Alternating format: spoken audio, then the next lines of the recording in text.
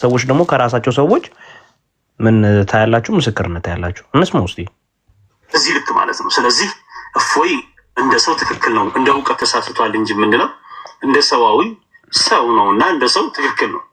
ሁሉም ሰው ይሄን ነገር ስለሚጠይቅ ማለት ነው። አቂዳ የሚባለው ደግሞ ይሄ ተሰልሱላት፣ ተሰውራት፣ ኢድራካት የሚባለውን ነገር ለማስወገድ ነው። አቂዳ የሚባለው ምንድነው? ተሰውራት ማለት አንተ ምስል እንዳታገኝ፣ ተሰልሱላት ማለት እጅ ስትል ትከሻ እንዳይመጣ፣ በአንገት እንዳይመጣ፣ ጆሮ፣ ራስ እያለ እንዳይሄድ ነው። ኢድራካት ማለት በትክክል ያንን ነገር ልክ እንደ አይነ የቂን ያገኘኸው ያክል እንዳይመስል ተደርጎ ነው አቂዳ በእምነት በገይብ እምነት እንድናምን የተደረገው እስልምና الذين يؤمنون بالغيب ነው ያለውና ማለት ነው። በዚህ ልክ በጣም ያስጠላል በከተሙ ነገር። አንደኛ ተወያይ ነኝ ብሎ የስቃል አላህ ወቃል الرسول ብለህ ማታስረዳውን ሰው በዛ ልክ ወያይ ያለው ብለህ እስልምና እንገልጻለሁ ብለህ ያለ እውቀት መምጣት እስልምና መሳደብ ነው። እስልምና ለዚህ ነው የከለከለው። ምን አለ? ያለ እውቀት መምጣት ነው የተባለው። እንግዲህ መጅሊሱ ይወክለኛል ብሎ እውቅና የሰጠው ኡስታዝ ያለ እውቀት እንደመጣ ነው እየተመሰከረ ያለው። በህዝቡ ዘንድ መሬት ላይ ያለው እውነት ይሄ ነው። የሰኞዋ ቀን የሌሊት ዲቤት መሬት ላይ ስራ ሰርታለች። መጅሊሱ ላይ ስራ ሆኖበታል። ትልቅ መበጣበጥ መጥቷል። ከራሳቸው ከሙስሊሞች አፍያው የራሱ ቲክቶክ ላይ ገብቼ ነው ማሳያችሁ። ክርስቲያን ነው ምናምን እንዳትሉ እንኳን እንዲህ ብሎ የሚያስቡ ስላሉ ያው ተወሰነ ቀጠል አድርጋቸውና ኦኬ። እንዲሁም ደግሞ ራሱን እስቲ ሌሎች ሙስሊሞች ያውኑን ሰው ያይተናል። ሌሎች ደግሞ እስቲ ጾታ ደግሞ ቀየር አድርገን ደግሞ ከሴት ደግሞ እንመልከት። ልጆቹ ግን ቀኝና ግራጅ እንዲህ ተንከራፈፈለት። ይህ ነው አላህ ያዘው።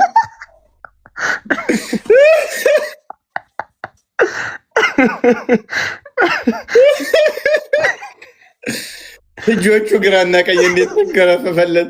ያ አላህ ይሄ ነው አላህ አለች። አላህን ነው እንግዲህ ሊያስተምረን የመጣው። ይህ ነው አላህ እየተባለ ነው። ደጋግሜ ነግሬያችሁ ነበረ። አቂዳቸው ላይ ምንም ያውቁት የለም። ላይቭ ውይይት ከኔ ጋር ከገባችሁ ቀብራችኋለሁ። ጀናዛችሁን እዛችሁ ትሄዳላችሁ። ይቅርባችሁ ብያች ደጋግሜ ነግሬያችሁ ነበር። ሬሳችሁን ትወስዳላችሁ። ተው። አድቫንቴጅ የያዙትን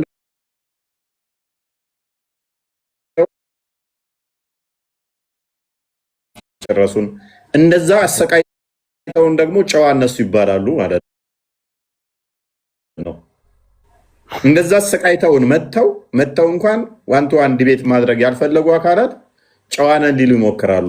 ማለት ጨዋ ናቸው ተብለው ታፔል ላይ ይሰጣቸዋል። በጣም የሚያስቀኝና የሚገርመኝ የእኛዎቹም ተለጣፊዎቹ ትትናው ጨዋ ትትና ቀስ ብለህ መናገር ነው እንዴ? ቀለስለስ ማለት ነው እንዴ? ትትና ወደ 3 ሰዓት አላስጠብቀኸኝ ከዛም ስትመጣ ብቻዬን አልወያይም ሁለት ካልሆንኩ ብለህ እየረበሽ ከዛም ደግሞ በየደቂቃ ውስጥ እኔ ሳወራ ኢንተራፕት እያደረከኝ እኔ አንድ ኢንተራፕት አድርጌያለሁ?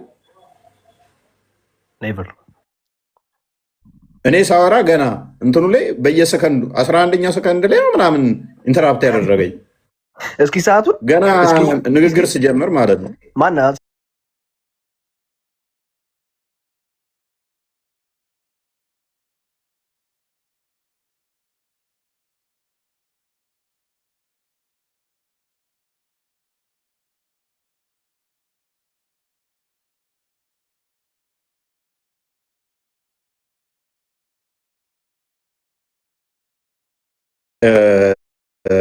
አጨብጫቢዎች መኖራቸውን ስትመለከቱ ውይይቱ ዓላማው ምን ነበረ?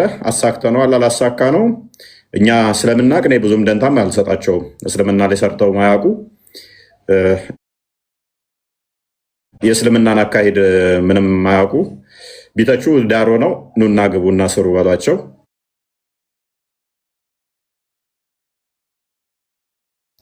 እኛ ግን ማሳካት ያለብንን መምታት ያለብንን መተናል ማለት ነው። ዓላማችንን አሳክተናል። የማንም ማነሳው ነገር እንዲቀላል እንዳልሆነ ለሙስሊሞች ስለማቀው ኢሳያስ እንዲህ ብሏል፣ ሙሴ እንዲህ ብሏል ብትላቸው ለእነሱ ፖይንታቸው አይደለም፣ ያላግጡብሃል ጭራሽ። ስለዚህ ያለው አማራጭ ምንድነው? አላህን ፍጡር አድርገህለት እንዳያላግጥ ለአንዴና ለመጨረሻ ጊዜ በማዕተብ ትመታና ትሰጠዋለህ። የአንተ አምላክ ፍጡር ነው። እንደውም እኮ እፎይ አይተህ ከሆነ እኮ ከዚህ በፊት ሁልጊዜ እኛ የሚሉ ምንድነው ፍጡር አታምልኩ ነበር አይደለ? ክርስቶስ ያው ፍጡር ነው ብለው ስለሚያምኑ ማለት ነው። አሁን ግን ቴብሉ ተቀይሯል። እነሱ ነው ፍጡር እያመኑ ያሉት። ክርስቶስማ ሙሉ በኩል ይሄ እንደሆነ እንግዲህ የሰው ልጅ ወደ ሰማይ በነበረበት ክብሩ ብታዩት እንዴት ሊሆን ነው ብሎ ዮሐንስ 6 ላይ ተናግሯል። ከሰማይ ከወረደው በቀር ወደ ሰማይ የወጣ ማንም የለም፣ እርሱም በሰማያት ያለው የሰው ልጅ ነው ብሎ አሁንም በሰማያት መኖሩን ተናግሯል። የዮሐንስ ወንጌል ምዕራፍ 1:52 ላይ ብትመለከቱ እንደዚሁ ትንቢተ ዕንባቆም ላይ ብትመለከቱ ከደነ ሰማያተ ስኑ ወመልአ ምድረ ሰባቲሁ ይሄ ሁሉ ስለ ክርስቶስ እየተነገረ ነው። ዓለም በሙሉ የፈጠረ ከሆነው ሁሉ አንዳችም ያለ እርሱ ያልሆነ ክርስቶስ ቅዱስ ዳዊት በመዝሙሩ እንደሚናገረው በሰማይ ብወጣ በዚያ አለ፣ ወደ ምድር ብወርድ በዚያ አለ፣ ወደ ጥልቁ እንኳን ቢገባ ቀኜ ትመራኛለች ብሎ ቅዱስ ዳዊት እንደተናገረው በኢዩኤል ትንቢትም እንደተነገረው በሁሉ የመላ ክርስቶስ አምላካችን ምንም እንኳን ስጋ ለብሶ ሰው ቢሆንም ከፈጣሪነቱ ከአምላክነቱ ከጌትነቱ ምንም ሳይጎልበት ፍጹም ሰው ሆኗልና ለአብ ያለው ሁሉ የእኔ ነው ብሎ ተናግሮ አምላክነቱን አስመስክሯል። ስለዚህ ፍጡር አታምልኩ የሚለው ያው ክስ ተመልሶ እነሱ ጋር ሄደ ማለት ነው። ምክንያቱም ፍጡር እያመለከ ያለው ፕራክቲካሊ ማን ነው? ቀኝ እጅ ያለው ግራ እጅ ያለው በመለኮት ማለት ነው። ለኛ ስጋ ለብሷል ብለን ስለምናምን ችግር የለም። በሚታይ በሚጨበጥ በሚዳሰስ ስጋ ለቤዛነት ለካሳ ለማዳን ስጋ ለብሷል ብለን ስለምናምን ለክርስቶስ ቀኝ እጅ አለው ግራ እጅ አለው ፊት አለው ደረት አለው ጸጉር አለው ብንል ለሰው የሚገባው ነገር በሙሉ እንዲሁ ይነገርለታል። ጾታ አለው ወይ ብሎ ጠይቆ ነበረ። እፎይ ታስታውስ ከሆነ ጾታ አለው ወይ ብሎ ጠይቆ ነበረ። አዎ ወንድ ልጅ ይሰጣችኋል ተብሎ በነቢያት ቀድሞ ተነግሮልናል። ወንድ ልጅ ይሰጣችኋል፣ ስሙም ድንቅ መካር ኃያል የዘላለም አባት የሰላም አለቃ ተብሎ ይጠራል ተብሏል። ይሄ ስለ ትስብእት የሚነገር ነው። እኛ ችግር የለብንም። ለመለኮትስ ግን ለመለኮት ፊትና ኋላ ላይና ታች ጀርባና ቀኝና ግራ ወዘተርፈ የለውም። መለኮት ምሉእ ነው። መለኮት ረቂቅ ነው።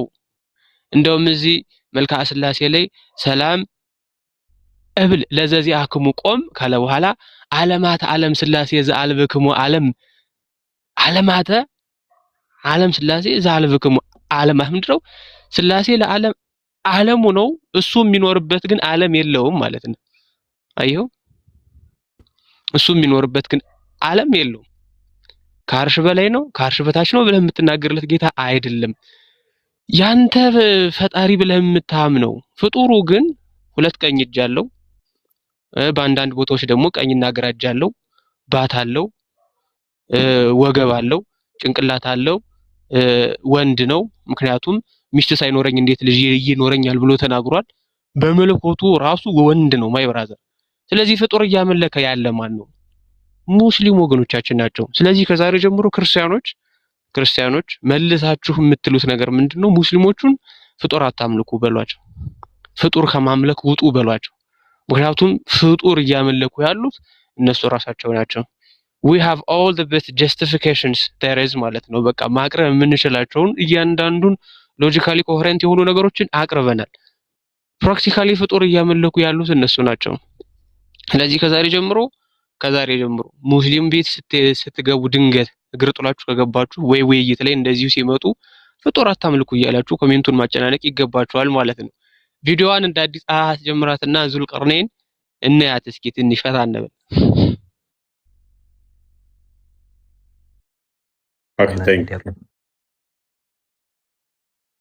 ኦኬ ግራጅ እንዴት ተንከረፈፈ? ልጆቹ ግን ቀኝና ግራጅ እንዴት ተንከረፈፈለት? ይህ ነው አላህ፣ ይህንን ነው ጌታችን ብለው የሚገዙት ሙስሊሞች ብለው አምነው ይህማ ትክክለኛ ንጹህ እምነትና ትክክለኛ ቂዳ ነው ብለው እንዲመጡ ነው ካፊሮች ይህንን ውይይት ያደረገው። ውይይት ሳይሆን ስብሰባ። ምን ተፈልጎበት ነው?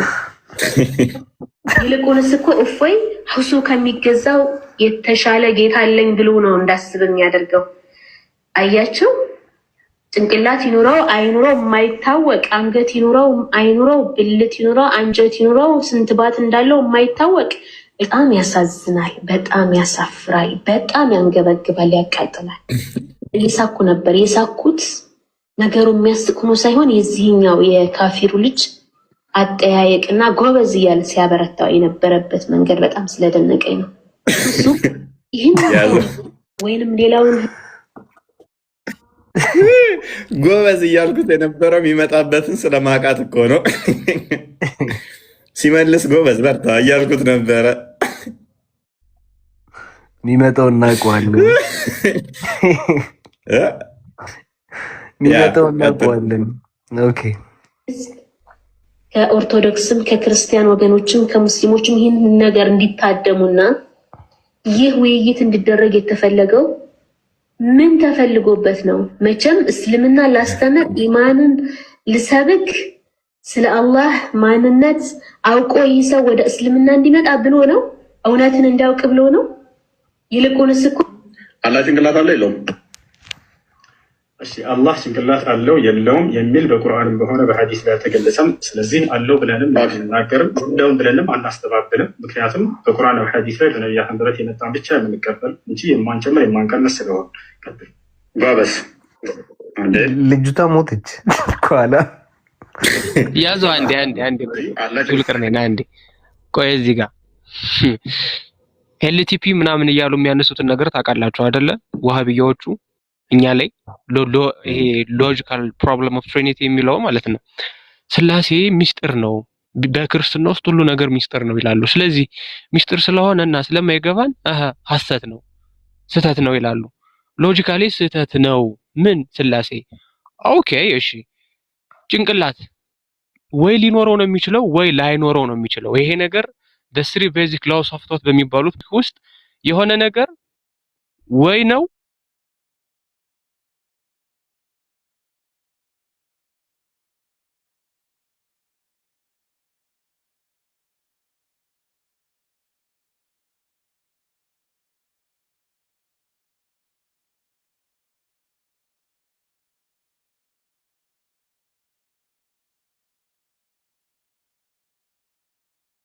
አንዳንድ ጥቅሶች እንደዛ ልታገኙ ትችላላችሁ። ውይይት ያደረገው ውይይት ሳይሆን ስብሰባ ምን ተፈልጎበት ነው? ይልቁንስ እኮ እፎይ ሁሱ ከሚገዛው የተሻለ ጌታ አለኝ ብሎ ነው እንዳስብ የሚያደርገው።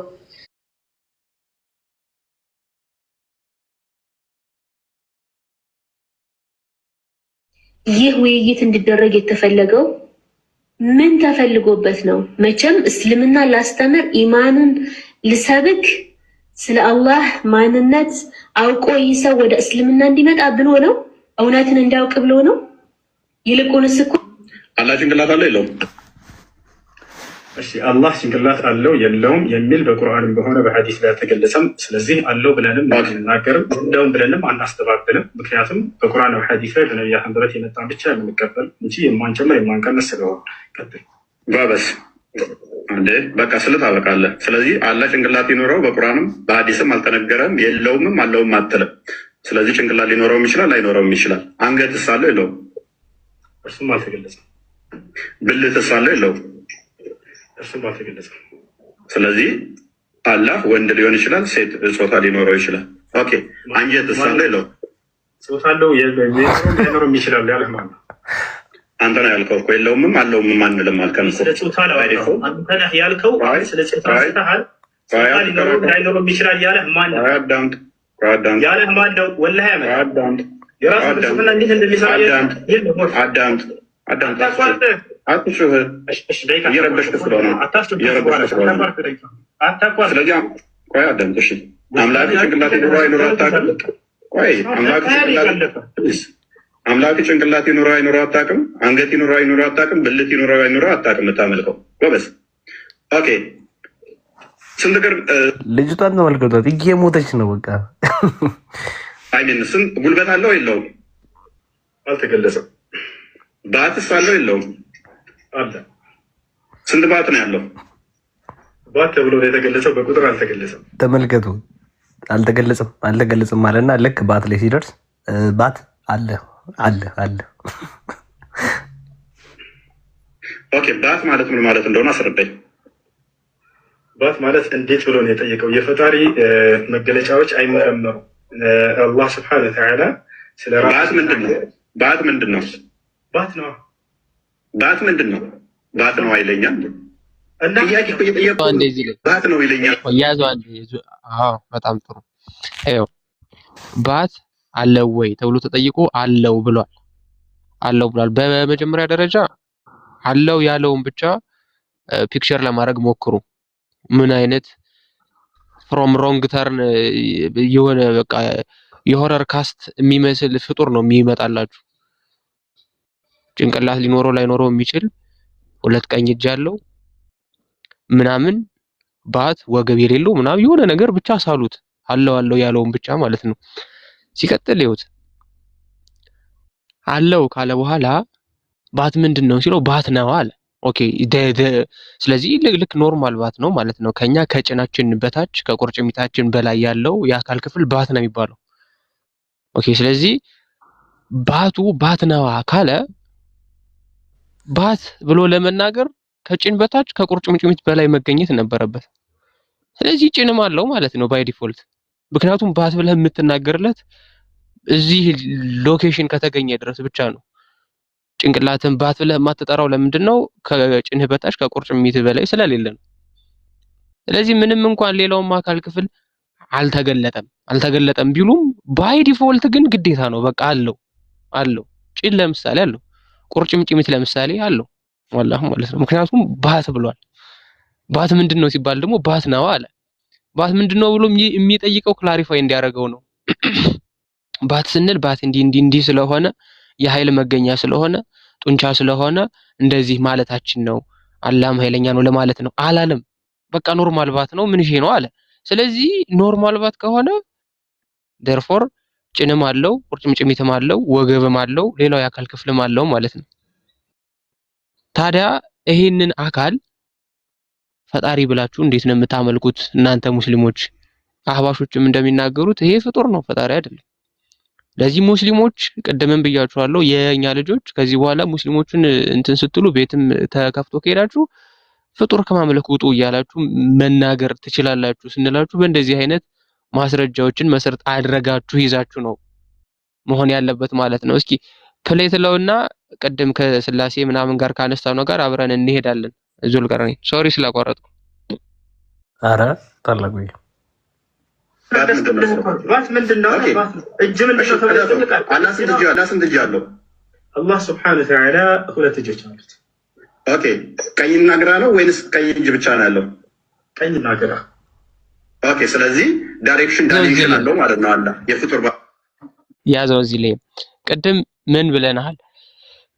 በእኛ ቀኝ እጅ ምናምን እጅ ሲባል ተርጉመን አስቀምጠናል። የኃይል መገኛ ነው፣ የወደቀ ማንሻ ነው፣ ሰውን ከፍ ማድረጊያ ነው፣ መታያ መገለጫ ነው፣ ኃይል ነው ብለን አስቀምጠናል። አሁን እነሱም ተመሳሳይ መልስ ነበራቸው ድሮ ታስታውሱ ከሆነ ፎይ ምናምን እኛ ቀኝ እጅ ምናምን ስንል እንደው እጅ ማለት ሳይሆን ያው እጅ እንደዚህ ስለሚያደርግ እንደዚህ ማለታችን ነው ብለው ይናገሩ ነበር። ኦኬ ዴርፎር እንደዛ ከሆነ ቁጥሩ ምንድነው ጥቅሙ?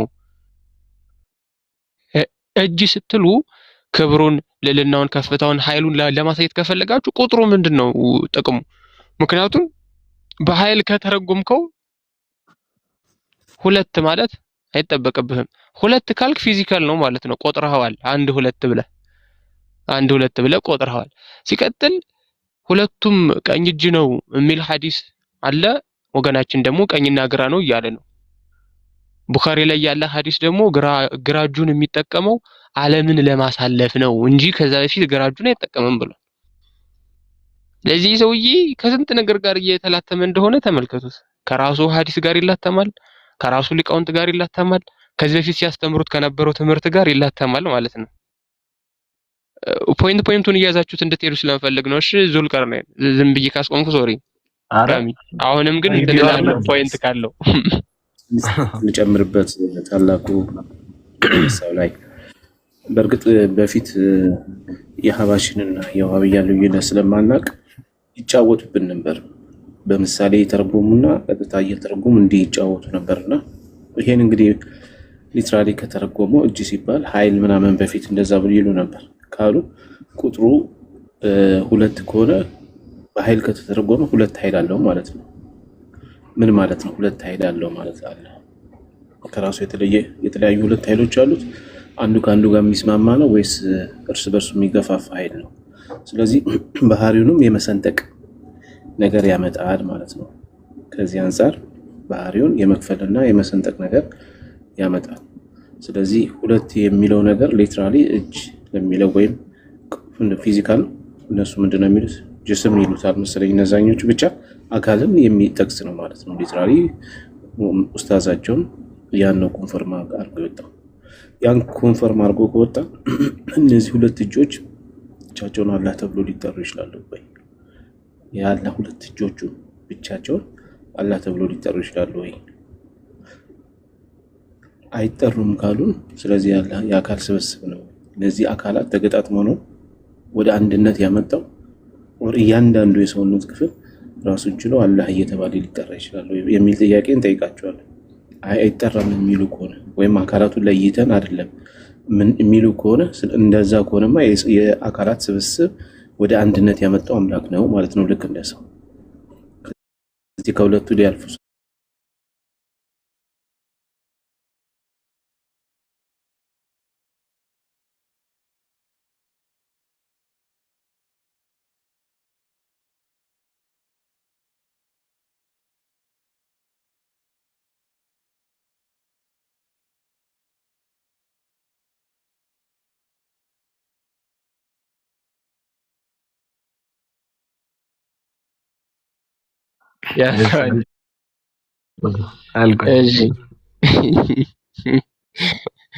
እጅ ማለት ምንድነው ብሎ ሲጠይቀው ልክ ባትነዋ ልክ እንዳለው እጅ ነዋ ብሏል። ኦኬ እጅ ደግሞ እኛ የምናውቀው ከእግር ስለተለየ ነው፣ ከጭንቅላት ስለተለየ ነው፣ ከወገብ ስለተለየ ነው። የእጅ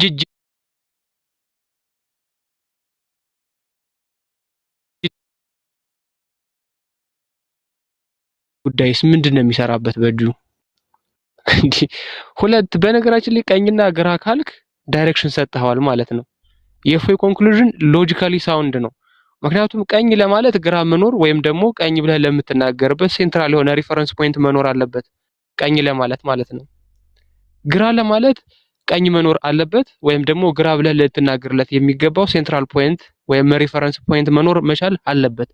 ስለዚህ ቀኝና ግራ እጅ አለው ካልክ በስፓሻል ሪፈረንስ እያስቀመጥከው ነው ማለት ነው። ወይም በቦታ ምንድነው ሪፈረንስ እያስቀመጥከው ነው ባጭሩ። ስለዚህ ቦታ የሚወስነው ነው ማለት ነው። እኔ ቀኜ ስለው ቀኜ በምለው ውስጥ ግራ እጄ የለም። ለምሳሌ ግራ እጄ ስል ግራ እጄ ውስጥ ቀኝ እጅ የለም። ለዛ ነው ግራ እጅ የምለው ከቀኝ እጄ ለመለየት ማለት ነው። ግራ እጄንም ግራ እጅ የምለው ከቀኜ ለመለየት ነው። ቀኜንም ቀኝ የምለው ከግራዬ ለመለየት ነው። በአላህ ውስጥስ እንደዚህ ሲቀመጥለት አንደኛ በቦታ እየተካበበ ነው። ሁለተኛ ቀኝና ግራ ብለህ የምትናገርለት ከየትኛው ዳይሬክሽን ተነስተህ ነው? ቀኝ ግራ ብለህ ለመናገር ሴንትራል ሪፈረንስ ፖይንት ያስፈልጋል ብያለሁ። ስለዚህ ከወገቡ ተነስቶ ነው ቀኝና ግራ እጁን የለየው? ከባቱ ተነስቶ ነው? ከጭንቅላቱ ተነስቶ ነው? ከምኑ ውስጥ ተነስቶ ነው ቀኝና ግራ ብሎ የሚናገርለት? ወይም ሁለት ቀኝ እጅ ብሎ የሚናገሩለት ወይም ሁለት ግራ እጅ ብሎ የሚናገሩለት ዳይሬክሽን ከየት መጣ? ከየት መጣ ዳይሬክሽን? ቤዚካሊ ሁለት ቀኝ እጅ ያለው የሚብል ቀኝና ግራ ያለው የሚብል ዳይሬክሽን ከጠራ ቦታ ወስኖታል ማለት ነው። ቦታ ወስኖታል ማለት ነው። ቦታ ከወሰነው ደግሞ ቤዚካሊ ምን ሆነ ማለት ነው? ፍጡር ሆነ ማለት ነው። ታዲያ እንዲህ አይነት ዲቤትን ምንም አልተጠቀምንበትም፣ የዲቤት ሐሳቡ ተቀይሮ ነበር የምትሉ ክርስቲያኖች ትንሽ ጥናት ብታረጉ ባይነኝ እኔ በራሴ ማለት ነው። ምክንያቱም እዛ ጋር ትንቢተ ኢሳይያስ፣ ትንቢተ ኤርሚያስ፣ መዝሙረ ዳዊት ምናምን ብለህ ጠቅሰህ ብታስገባ ክርስቲያኑ የተወሰነ ዕውቀት ሊያገኝበት ይችላል። አላማው ግን እዛ ጋር ሙስሊሙን ማዳን እስከሆነ ድረስ እስላሞች ሊገባቸው በሚችለው መልኩ ማስተማር ነው እንጂ ነብይ ገሌ እንዲህ ብሏል ብትል ያን ነብይ የሚያቅልህ ነገር የለም ይሄ ሰውዬ። ስለዚህ በሚገባው መልኩ በዚህ ታስተምረዋለህ አንደኛ። ሁለተኛ የራሳቸውን እንደ መርፌ የቀጠነች ነገር ግን በውስጧ ደግሞ እንደ ስምጥ ሸለቆ የሰፋች ልዩነት እንዲህ አደባባይ ላይ ታሰጠውና እርስ በርሱ ሲረጋገጥ ሲጨፋጨፍ ይውላል ማለት ነው። ዛሬ እንዳለ ኡስታዞቹ ለቅሶ ቤት ነው የዋሉት። አንዱ አንዱን ሲሰድበው፣ አንዱ አንዱን ሲያንጓጥጠው፣ አንዱ አንዱን ሲመታው ወዘተርፈ ማለት ነው። ሲመታው ስላችሁ ቨርቹዋሊ ማለት ነው። እንትናም እየተባባሉ ነብያቸው ራሱ ሲሳደቡ የነበረውን ስድብ ነው የሚሰዳደቡት ሱና ስለሆነ ማለት ነው። ታዲያ ይሄንን ውይይት ምንም አልተማርኩበትም ወይም አልጠቀመኝም ካልክ ማይ ብራዘር ወይም ከጂኒዎች ወገን ነህ ወይም ስለ እስልምናና ክርስትና ንጽጽር ምንም የምታውቀው ነገር የለም ማለት ነው። አሁንም አዲስ ቪዲዮ የሚኖር ከሆነ እንቀጥላለን። ሐሳብ ግን ካለች እናንሸራሽራት። በተለይ ይሄ ዳይሬክሽንን ጋር የተያዘ ማለት ነው። እፎይ ዝም ስላለ እፎይ ሐሳብ ካለ አንተ ቀጥለው።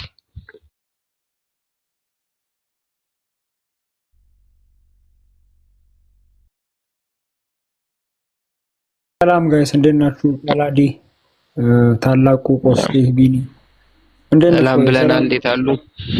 አለን ተጠፋፋን። ፎይ ሰላም ናችሁ ነው? ቀጥሉ። እዚህ መሀል አንድ ነገር ላሳያችሁ። በጣም የሚገርማችሁን ኡስታዙ የውይይት ጥሪ ቀርቦለታል። ሙሸቢሃ ናገባ እየተባለ ነው። እንመልከተው እስቲ። የውይይት ጥሪ ለኡስታዙ።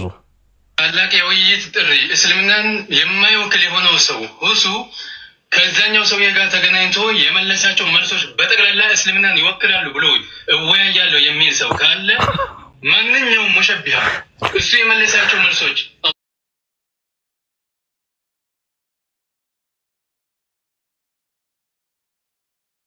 እኛ እኮ የመሰለን ባት አለው የሚል እግር አለው የሚል ጣቶች አሉት የሚል አንዳንዴ ሁለት ቀኝ እጅ አንዳንዴ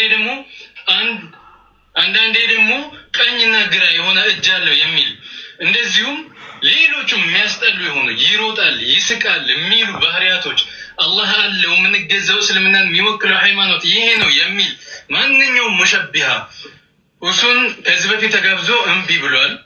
ታውቃላችሁ፣ ተጋብዞ ነበረ። ሌሎቻችሁ የእሱ ደጋፊዎችም ሆናችሁ ማንኛውም ሙሸቢሃ ይሄ እሱ እፎይ ጠይቆት የመለሰው መልስ እስልምናን ይወክላል የምትሉ ከሆነ ይሄ ውይይት ጋብዣችኋለሁኝ። በሁሱ በኩልም ይሁን በሱ መሰሎች ሰልማችሁ የእሱን ሃይማኖት ይዘናል የምትሉ ሰዎች ይህ እስልምና እንዳልሆነ እንድታውቁትና ወደ እስልምና ወደ ትክክለኛው ሃይማኖት እንድትመጡም ጥሪ አደርጋለሁኝ። በዚሁ አጋጣሚ ማንኛውም ኡስታዜ ነው የምትሉትን ሰው ሁሱ የመለሳቸው ሮጣል ይስቃል የሚሉት ዙልዬ ምን እንደሚገርም ታውቃላችሁ? ግን ከዚህ ሁሉ ነገር ማለት ነው እየተዘለለ እና በጣም ወሳኝ ነገር አለ። አካሉ ከሆነ ያስገረማቸው እንደዚህ አካሉ ከሆነ ያስጨለላቸው ልብስም ይለብሳል እኮ ጀለስ ልብስም እኮ አለው። አላህ እኮ ልብስ ይለብሳል በስነ ስርዓት ማለት ነው። ልብሱ አንደኛ በቁርአኑ ላይ የተገለጠው ሂጃብ ነው። አላህ ሂጃብ ይለብሳል። ቁርአኑ ላይ የተገለጠው ግርዶ ብለው በአማርኛ ተርጉመው ያለፉት አላህ ሂጃብ ይለብሳል። አንደኛ ይሄ ነው። ልብስ ከለበሰ ኦሬዲ ሰትሰት። ሁለተኛ የኢብን ከቲርን ተፍሲር ብትመለከቱ አላህ የውስጥ ሱሪ ወይም ፓንት አለው። የውስጥ ሱሪ ወይም ፓንት አለው አላህ ማለት ነው። እነዚህ ጥያቄዎች ሲነሱ ምን ሊሆኑ ነው? ከየት አምጥተው ሊመልሱት ነው? ገና የአካል ላይ ይሄ ሁሉ ውርጅብኝ ከመጣ የፓንቱን ጉዳይ ስናነሳው እንዴት ሊሆኑ ነው? ይሄ የምር የሚያስቅ ነገር አይደለም። በጣም አንዳንድ ጉዳዮችን እንዲሁ ዝም ብለን እንዲህ ስናስባቸው ሊያስቁ ይችላሉ ምናምን።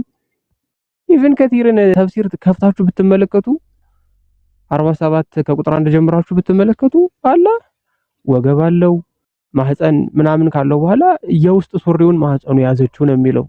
የውስጥ ሱሪ ወይም ይሄ ፓንት የምንለው እሱን ማለት ነው። ታዲያ የዛን ጊዜ ምን ሊነሳ ነው? ስለዚህ አሁን እንትኑ ይሄ ቀለል አድርገን ያየነው እኛ ክርስቲያኖቹ የደረሰው ዳሜጅ በደንብ ስላልገባን ነው። አልገባንም በስነ ስርዓት ዳሜጁ አልገባንም። ዳሜጁ እየገባቸው እነሱ ናቸው። ምክንያቱም አላህን የሚያውቁት እነሱ ምንድነው ከአርሽ በላይ ያለ ለውሃብያዎቹ ለአህባሾቹ ደግሞ ከአርሽ በላይም በታችም አለ የማይባል በሁሉም ቦታ ያለ ነው ምናምን የሚል እሳቤን የነበራቸው እንጂ እጃለው እግራለው ምናምን የሚል ነገር ሰምተው ማያውቁም።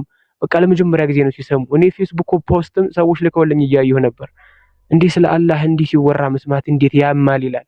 ማይ ብራዘር እኛም ስለሚያምነው ከዚህ ከሚያም ነገር ወጥተህ ህይወት ወደ ሆነው ወደ ክርስቶስ ና የምንልህ እናንተ ሸክማችሁ የከበደ ወደ እኔ ኑ እንዳለ ክርስቶስ ወደ እርሱ ኑ የምንላችሁ ለዛ ነው። የፓንቱንም የምናምኑንም ጉዳይ ማወቅ ከፈለጋችሁ ማሳየት ይቻላል። ቆስጢ ወይ እኔ አንድ ቪዲዮ ላሳያችሁ። እንደዚህ አሁን በዚህ ሰዓት ላይ ሁሱ የተናገረውን ነገር የምትደግፉ ሰዎች በመጨረሻው ቀን አላህ ይጠይቃችኋል፣ ይፈርድባችኋል ብሏል አንዱ ኡስታዝ። ቪዲዮ ላሳያችሁ ፕሊዝ፣ አሳየኝ። እሺ ትልቅ ላይ አድርጉኝ። ልክ ነው። እኔ አሁን እንደው ክርስቲያኑን ያልገባው አየህ፣ አሁን ክርስቲያኑ ሁሉ ነገር የሚመዝነው በክርስቲያናዊ መነጽር ነው።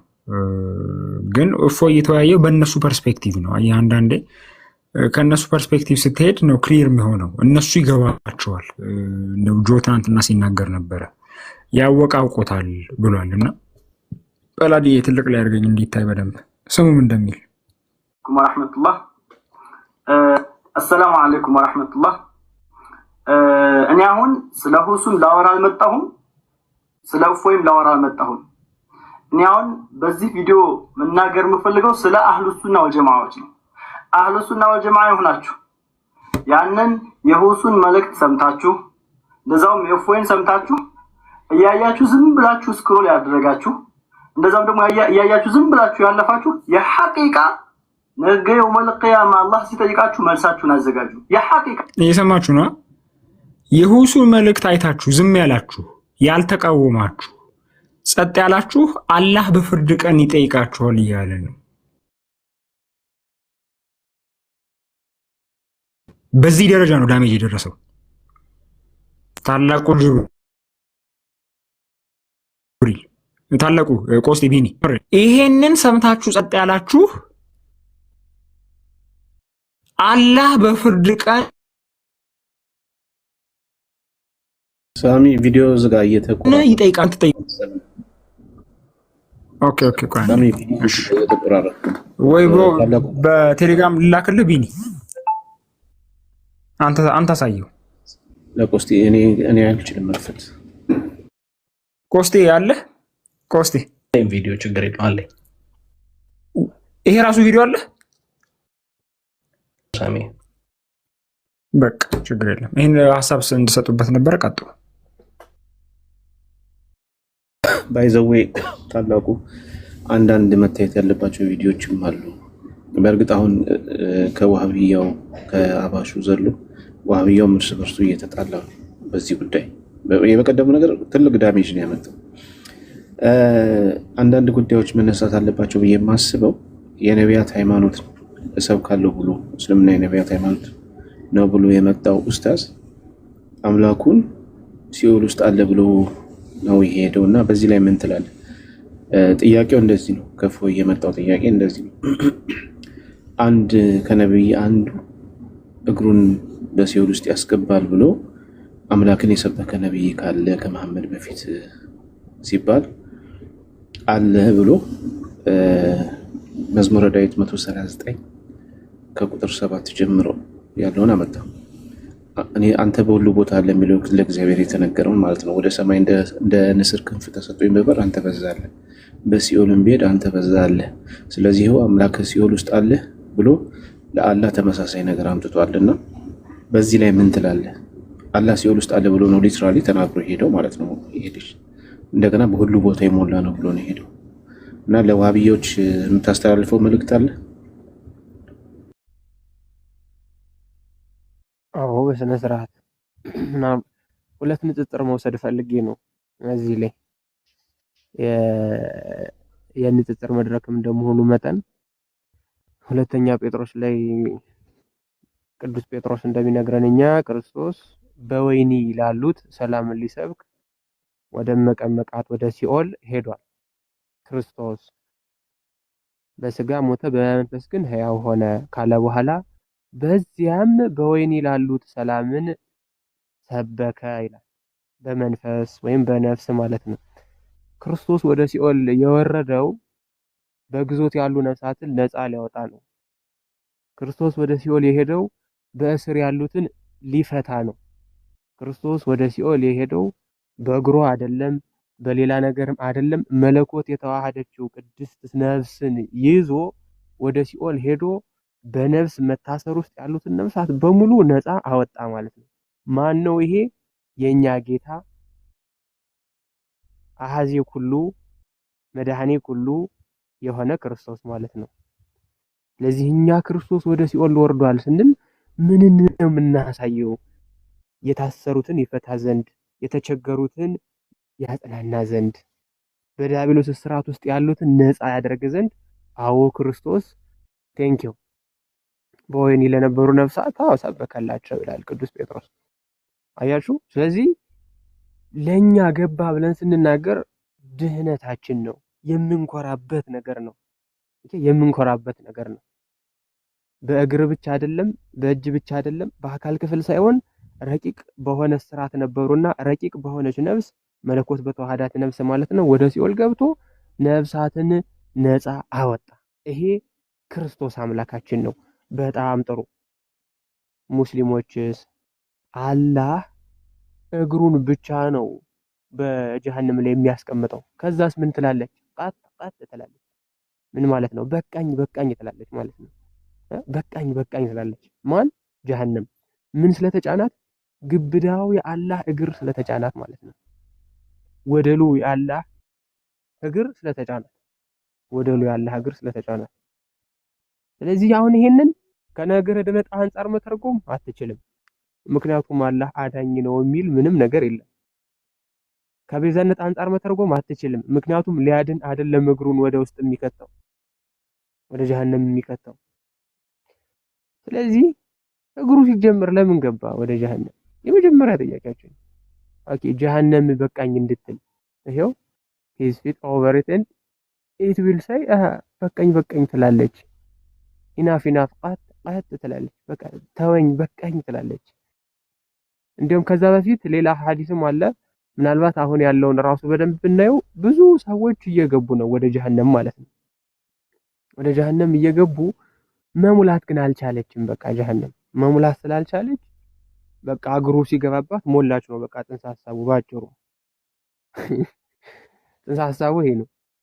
የአላህ እግር ወደ ጀሃነም የሚሄደው በጀሃነም ያሉትን ነፃ ለማውጣት ሳይሆን ጀሃነምን ለመሙላት ነው።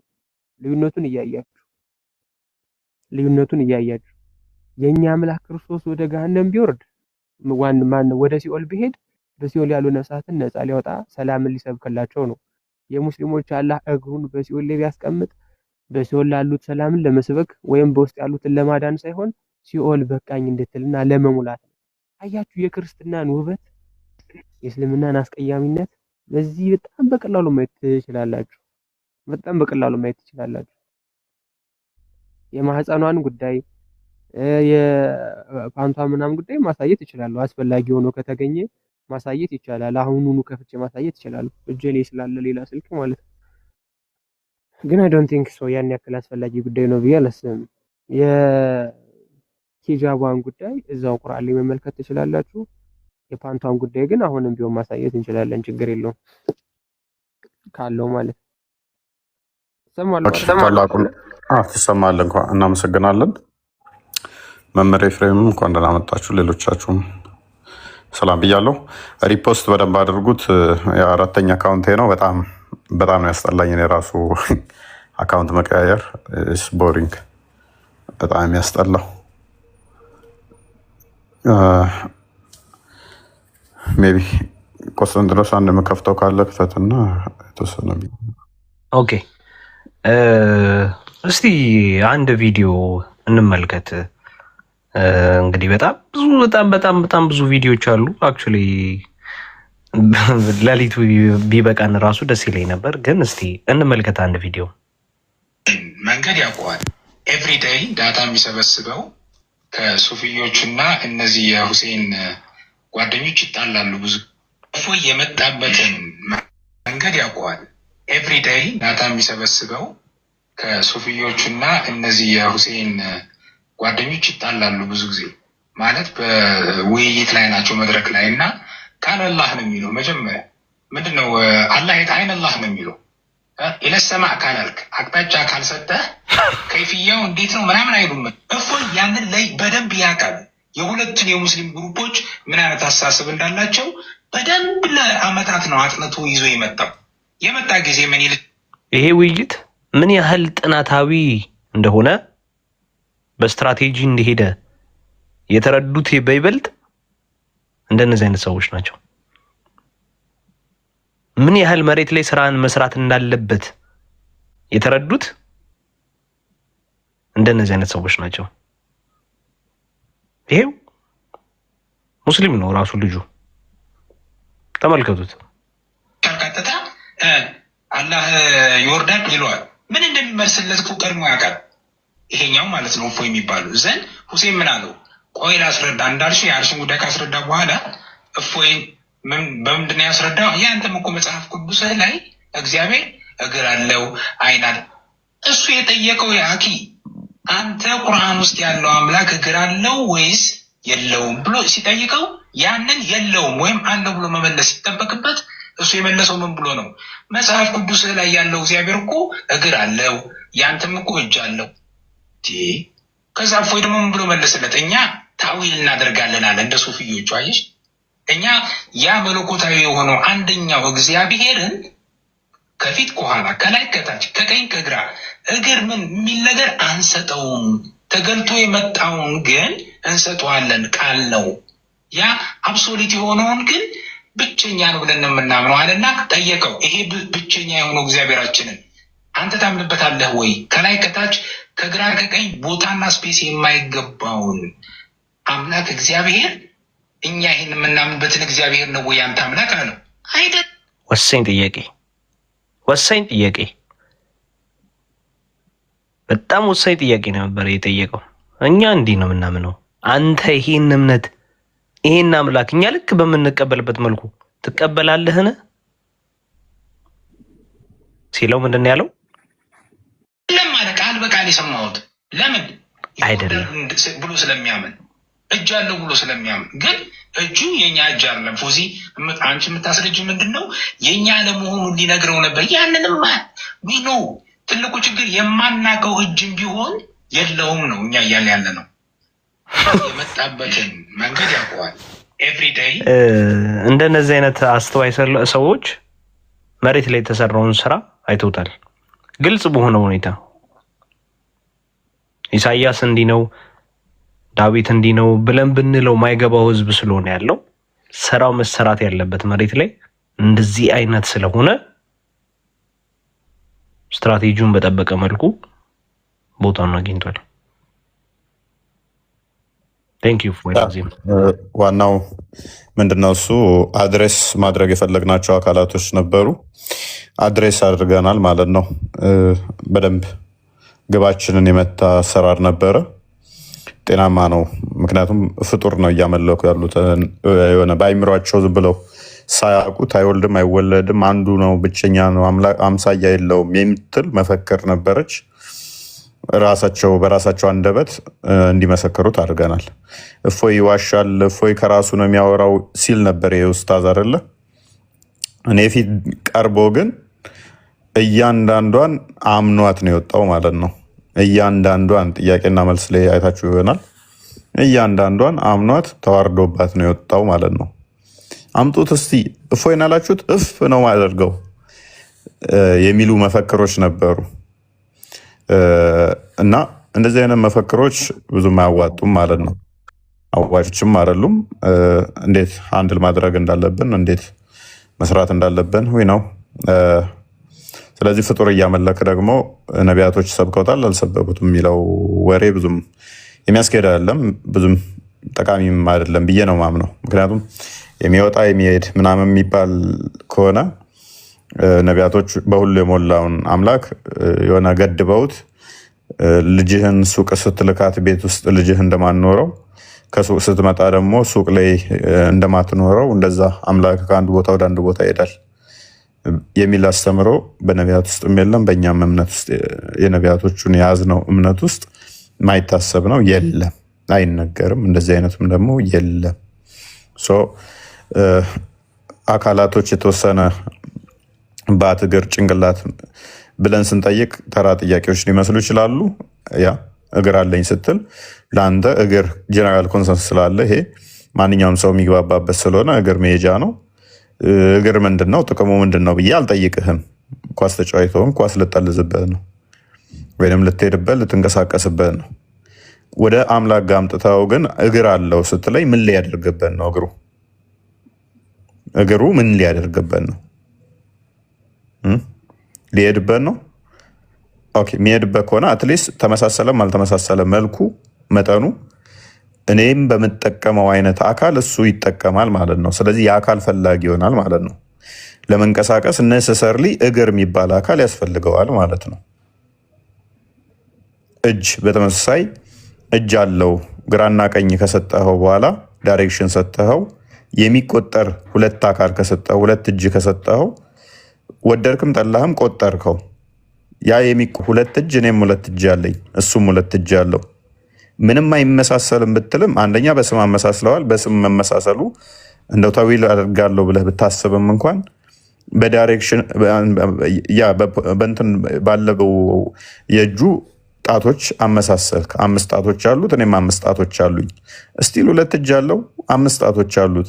ከኔ ጋር እያመሳሰልከው እንኳን ጣቶቹ ቁጥራቸው እየተመሳሰለ የእጁ ቁጥር እየተመሳሰለ እጅ በሚል እያመሳሰልክ እኔ ግራና ቀኝ እጅ አለኝ እሱም ግራና ቀኝ እጅ አለው። አይ የማንንም አይመስልም። እንዴት ነው አይመስልም? አይ የአንተና የዝሆን ነገር ይመሳሰላል። አየህ፣ የአንተና የዝሆን ነገር ስለማይመሳሰል የሱም አይመሳሰልም። የአገሩ ይታያል። ኦኬ፣ ይሮጣል፣ ይሄዳል፣ ይቀመጣል፣ ይተጣጠፋል፣ ይንቀሳቀሳል። እነኚህ ሁሉ ካሰበትካቸው እነኚህ ሁሉ የሚካሄዱት ደግሞ በስፔስ ውስጥ በፕሌስ ውስጥ ይሄዳል ካልክ እኮ ወይንም ደግሞ ይመጣል ስትል ከነበረበት ወዳልነበረበት ይደርሳል እያልከን ነው። ለምሳሌ ሰንበዲ ይመጣል ወደዚህ ብትል በፊት እዚህ ጋር ስላልነበር ነው ይመጣል እያልከን ያለው እና እዚህ ጋር በሚመጣበት ሰዓት ተገኘ ማለት ነው። እዚያ አየ ነው።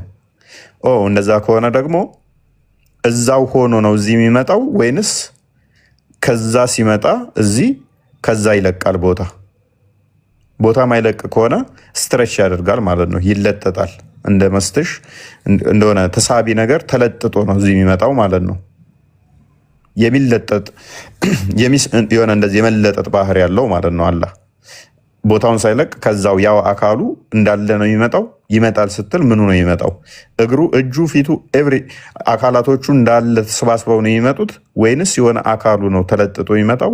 ተሰባስበው ነው የሚመጡት ወይንስ የተወሰኑት እዛ ቀርተው የተወሰኑት ነው የሚመጡት?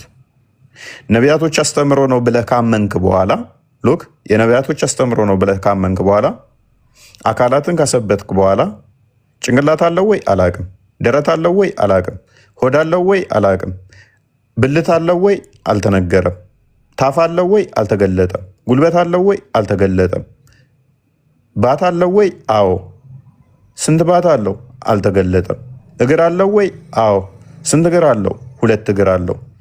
እግሩ ጣት አለው ወይ አልተገለጠም፣ አንገት አለው ወይ አልተገለጠም፣ ጭንቅላት አለው ወይ አልተገለጠም፣ ፊት አለው ወይ አዎ። ከ124,000 ነቢያትና መልእክተኞች በላይ ተልከዋል ብለህ የተገለጠው ምንድን ነው? ባትና እግር። መሰረታዊ ጭንቅላቱን እንኳን አለው የለውም ብለው አልነገሩህም። እነኚህ ሁሉ ነቢያቶች ያስተማረህ የተማርከው ስለ አምላክ በዚህ ሁሉ ዓመታት ውስጥ በዚህ ሁሉ ነቢያት አስተምሮት ውስጥ ምንድን ነው? አምላካችን እግር አለው ብለው ነው የነገሩ ማለት ነው። እግር ነው ብለው ነው የነገሩ፣ ባት ነው ብለው ነው የነገሩ። ይህን ነው የነቢያት አስተምሮ የምትለው? ካዳ ነቢያቶች ያስተማሩት አምላካችን ይሮጣል፣ እግር አለው፣ ጭንቅላት ግን አናቅም፣ አንገት ግን አናቅም፣ ደረት ግን አናቅም። እጅ ነው፣ እጅ አለው፣ 2 እጅ፣ 5 ጣት አለው። ሌላውን ግን ትከሻ ይኑረው አይኑረው አናቅም። 124,000 ነቢያት ተልከዋል ብለ ሁሉም ነገር በግልጹ መጽሐፍ ውስጥ የብናኝ ክብደት እንኳን ብትሆን አልቀረችም ተጽፏል ብለ፣ ነገር ግን የተገለጸው ግልጽ በሆነ መጽሐፍ ውስጥ እግርና ባት። በጣም ገራሚ ነው። ተገልጿል ቢልም አልተገለጸም ማለት ነው።